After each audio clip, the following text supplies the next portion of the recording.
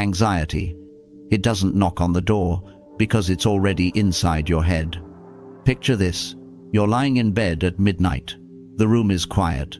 The clock ticks slowly, yet your mind won't stop racing. 1,000 thoughts strike like sharp knives. What if tomorrow everything collapses? What if I fail? What if they think less of me? That's the cruel part. Even when the outside is calm, the storm is raging within. The Roman Emperor Marcus Aurelius once wrote, "If you are distressed by anything external, the pain is not due to the thing itself, but to your judgment of it. And you have the power to revoke this at any moment." This is the essence of Stoicism. It doesn't teach us to run from fear, but to face it, to understand it, to train ourselves to stand unbroken when the storm comes. And today, we'll explore 10 timeless Stoic strategies to conquer anxiety, lessons that guided emperors, philosophers, and ordinary people alike toward inner peace. So stay with me until the end, because one of these principles could be the turning point for your life. If you're new here, welcome to the Stoic Habit, where we turn ancient wisdom into modern strength. Hit subscribe if you haven't already, and let's begin. Strategy number 1. Small but not small. The power of a single step. When anxiety strikes, your mind often leaps into the distant future. You start asking yourself, what will happen to my career 10 years from now? Will I lose everything? What will people think if I fail? And suddenly, the weight of that gigantic picture crushes you. You feel paralyzed, but the Stoics teach us to see it differently. Marcus Aurelius once wrote, "Do what lies before you, as if it were the last thing you were doing in your life. Not a lifetime, not a decade, just this step right here." Think of a marathon runner. 42 kilometers can look like a death sentence if you stare at the whole distance. But when he focuses only on the next stride, the next breath, the next moment, the impossible becomes possible. Step by step, kilometer by kilometer, he finishes the race. Anxiety works the same way. If you try to solve your entire life at once, you drown in fear. But if you pause and ask, what is the one small thing I can do right now? The burden becomes lighter. Call a friend. Tidy your desk. Take a short walk. These may seem like nothing, but remember this. Small is not small. Every minor action adds up. Each small victory is a brick, and brick by brick, you build an unshakable fortress of calm. Here's a simple practice. Whenever anxiety tightens its grip, write down the tiniest step you can take in the next 10 minutes.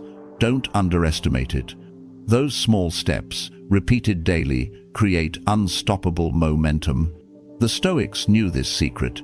Peace is not found in controlling tomorrow. It is built, patiently, by mastering the step in front of you. Today, strategy number 2. The gift of the present. Practicing gratitude. One of the biggest fuels for anxiety is that we rarely live here and now. Our minds drift endlessly backward into regret or forward into fear. We replay mistakes that cannot be changed. We worry about futures that haven't even arrived. And in doing so, we miss the only moment that truly belongs to us, this one. The Stoics reminded us that life is always lived in the present. Marcus Aurelius wrote, "Confine yourself to the present." Think about that. You cannot breathe yesterday, you cannot touch tomorrow. The only breath you hold is this one. Yet how often do we let the present slip away unnoticed? A simple walk, a conversation with someone we love, a quiet sunrise. All of these are gifts, but we treat them as ordinary until they're gone. The remedy? Gratitude. Gratitude is not just saying, "Thank you." It is the discipline of seeing the ordinary as extraordinary. It transforms what you have into enough. And when your heart is full of gratitude, there is no room left for anxiety to invade. Here's your practice. Every morning, before touching your phone, write down 3 things you are grateful for. They don't need to be grand.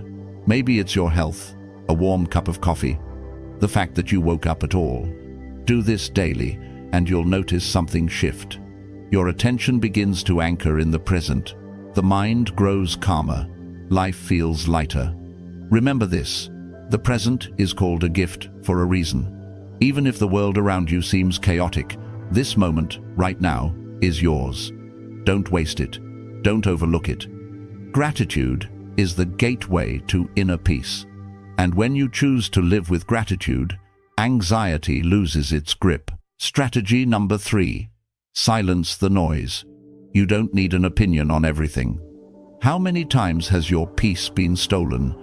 Not by what happened to you, but by what you felt you had to respond to. A news headline, a random comment online, a colleague's remark that had nothing to do with you.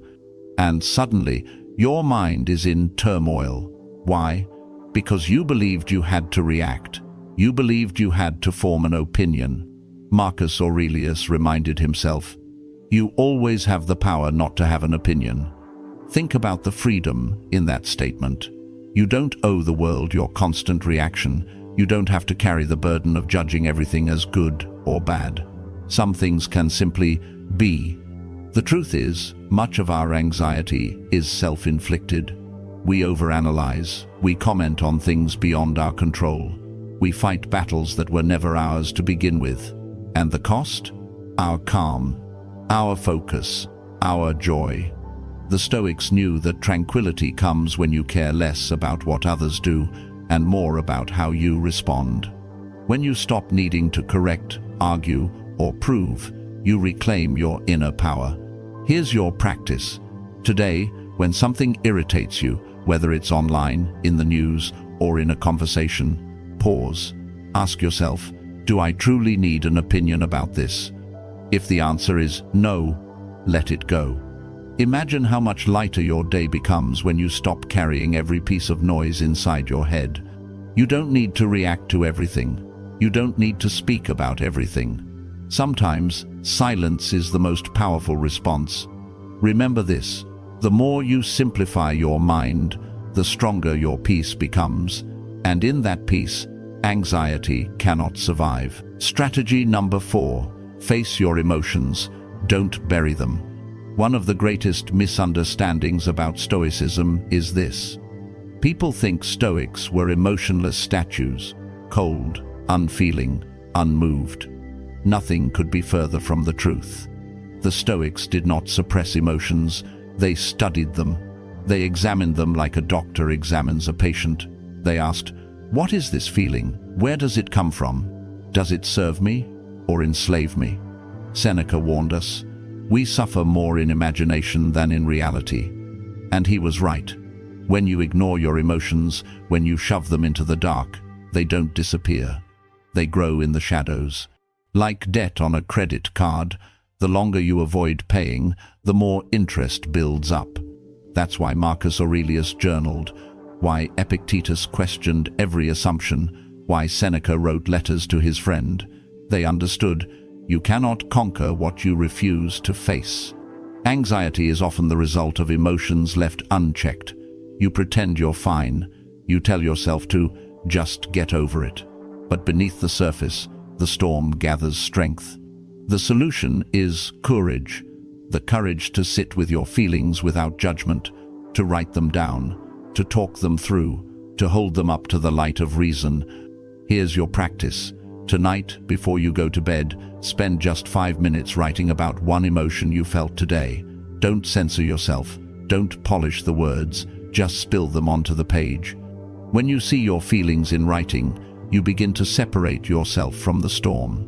You realize you are not your anger. You are not your fear. You are the observer. The Stoics didn't run from emotions. They mastered them. Not by denial, but by understanding. Remember this: an emotion ignored is an enemy, but an emotion faced becomes a teacher. And from that teacher, you gain wisdom and peace. Strategy number 5. Stop suffering twice. Master the power of imagination. Most of our fears never actually happen, yet we live them over and over in our minds. Seneca wrote, "We suffer more in imagination than in reality." And Mark Twain echoed the same truth centuries later. I've lived through many terrible things in my life, some of which actually happened. Think about that. How many sleepless nights have you wasted worrying about a meeting, an exam, a conversation, only to realize the event itself was far less painful than the nights you spent dreading it? Anxiety thrives in the unknown. It feeds on what-ifs. What if I lose my job? What if they leave me? What if I'm not enough? But the Stoics remind us, the future is not in our control. The only thing we ever truly possess is the present. When you suffer in advance, you pay the price twice, once in your imagination, and again if it actually happens. And often, it never does. So the practice is simple. Refuse to suffer before it's necessary. Here's your practice. The next time your mind spins a worst-case scenario, pause, write down the exact thing you're afraid of. Then ask yourself 2 questions. 1. Is this guaranteed to happen? 2. If it does, what small step can I take to handle it? You'll notice most fears dissolve under the light of reason, and for those that remain, the act of preparing calmly replaces the chaos of constant worry. The Stoics were not naive. They knew hardship would come, but they refused to die 1,000 times before death arrived. Remember this: imagination can be your prison or your freedom. When you discipline it, you stop suffering twice. You reclaim the present moment, and in that moment, anxiety has no power. Strategy number 6. No one can harm you without your consent. People can insult you. They can criticize you. They can even betray you. But the Stoics remind us, they cannot truly harm you unless you give them permission. Epictetus taught, you are hurt the moment you believe yourself to be. And centuries later, Eleanor Roosevelt echoed, no one can make you feel inferior without your consent. Think about that. Harm is not in the words spoken to you, but in the story you tell yourself about those words. If someone calls you weak, it only wounds you if you accept it as truth. If they mock your dreams, it only cuts deep if you hand them the blade of your self-worth. Anxiety often grows because we surrender too much power to others, power over our confidence, our peace, our identity. But the Stoics urge us to take that power back. You control your perception. You control your response. You control the meaning you assign to what happens. Here's your practice. The next time you feel attacked by words, by judgment, by someone's opinion, pause and ask yourself, does this define me, or does it simply reveal them? If it doesn't align with who you know you are, release it. Let their words fall to the ground, harmless. Imagine building an inner fortress where insults cannot enter unless you open the gates. That fortress is built brick by brick, every time you choose not to take offense, every time you refuse to see yourself as harmed. The Stoics knew pain is unavoidable, but harm is a choice. Remember this: the world can touch your skin, but only you decide if it touches your soul. Guard that choice fiercely, and anxiety will lose one of its sharpest weapons. Strategy number 7. Walk into nature, movement as medicine. When the mind feels heavy, the body often carries the cure. The philosopher Nietzsche once said, all truly great thoughts are conceived while walking. Seneca agreed, reminding us that the mind, like a field, must be given rest and movement, or it will grow barren. Anxiety thrives when we sit still, trapped in our thoughts, scrolling endlessly, replaying every fear. But the simple act of movement breaks the cycle. A walk outside, fresh air filling your lungs, the rhythm of your steps syncing with your breath. Suddenly, the noise inside grows quiet. The Stoics knew this truth. Walking was not just exercise, it was a practice of gratitude, of presence, of returning to what is simple and natural. Think about it. When was the last time you left your phone at home, stepped outside, and simply noticed the sky above you, the ground beneath you, the miracle that you are here, alive, walking in this moment? Movement is medicine, nature is therapy, and together They calm the storm of anxiety more effectively than hours of overthinking ever could. Here's your practice. Every day, take at least a 15-minute walk without distractions. No phone, no headphones, just you and the world. Let your senses wake up. Notice colors, sounds, textures. Allow your mind to wander gently, without force. You'll be surprised how problems shrink in size when viewed under the open sky. The Stoics were warriors of the mind, but they understood the body and soul are deeply connected. A calm walk is not an escape. It is a return to yourself. Remember this: the world outside is not separate from the world within. Step into nature daily, and you will find that anxiety cannot follow you as easily when you keep moving forward. Strategy number 8. Journal your mind, the power of self-reflection. Marcus Aurelius wrote his meditations not for the world, but for himself. They were his private journal, his way of wrestling with fear, doubt, and anxiety. And here's the truth. Journaling is not about writing beautifully. It's not about crafting perfect sentences. It's about creating a mirror for your mind. When you write, you slow down the storm of thoughts. What felt like an overwhelming chaos becomes words on a page, clear, concrete, and far less terrifying. The Stoics understood this. Seneca wrote letters to Lucilius to sharpen his own soul. Epictetus urged his students to examine their daily actions. Marcus recorded his struggles as emperor, reminding himself of what truly matters. They didn't hide their emotions, they processed them through reflection. Anxiety thrives in the unspoken. Left in the dark, fears grow larger.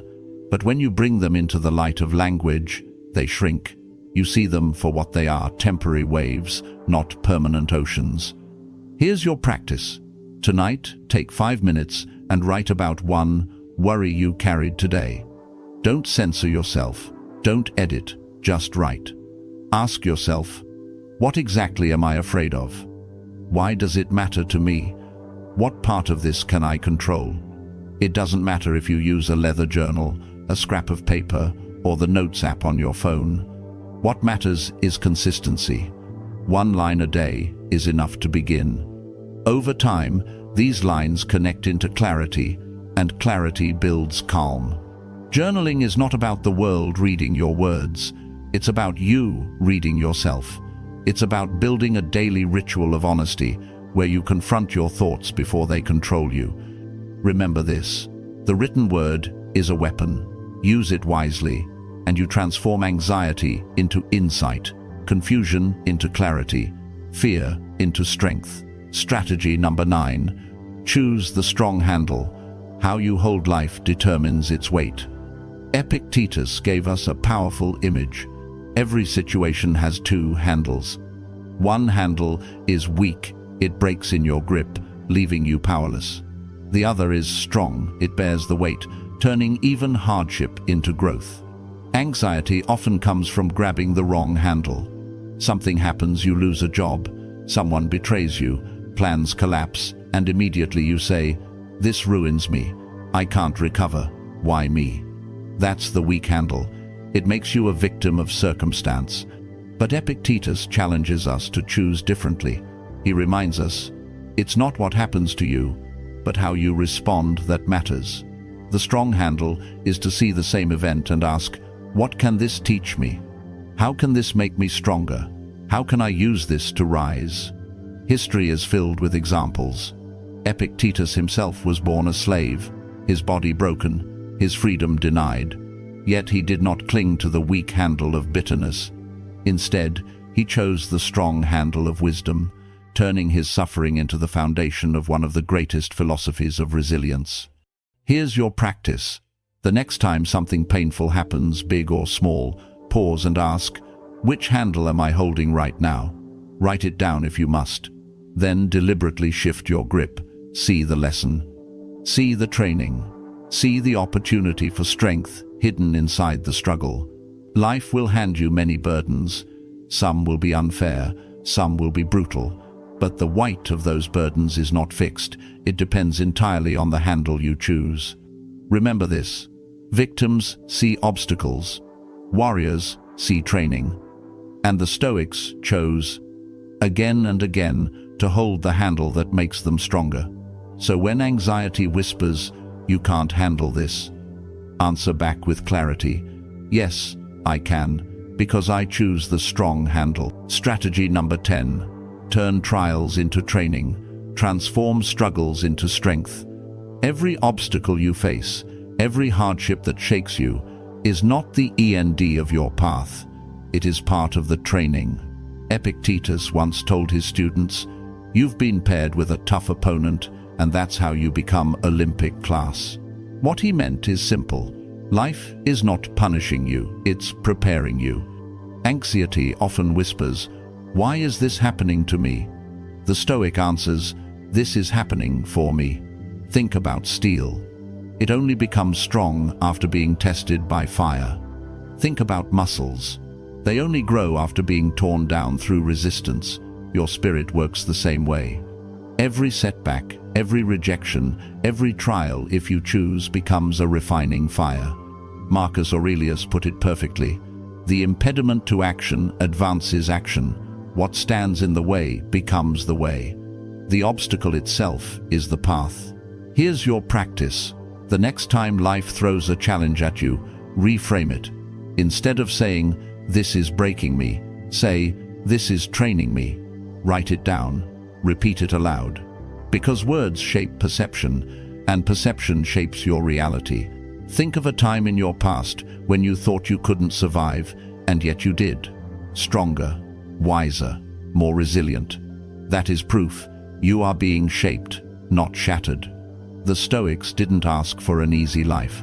They asked for the strength to rise no matter what life gave them. That strength is available to you right now. Remember this, struggles are not stumbling blocks, they are stepping stones. Each trial is a lesson, each setback is preparation, and each hardship is an invitation to become the person you were meant to be. So when anxiety says, "You're doomed," reply with Stoic clarity, "No, this is my training. This is how I rise." Conclusion. Anxiety will never vanish completely, but you can learn to live with it just as a sailor learns to navigate the storm instead of wishing for calm seas. Stoicism doesn't promise a life without fear. It promises the power to choose your response. And when you choose wisely, you become the master of your mind, not its slave. So here's my challenge. Leave a comment below with the words, "I choose calm," as your commitment today. If this video brought you value, give it a like, subscribe for more Stoic lessons, and share it with someone who needs peace.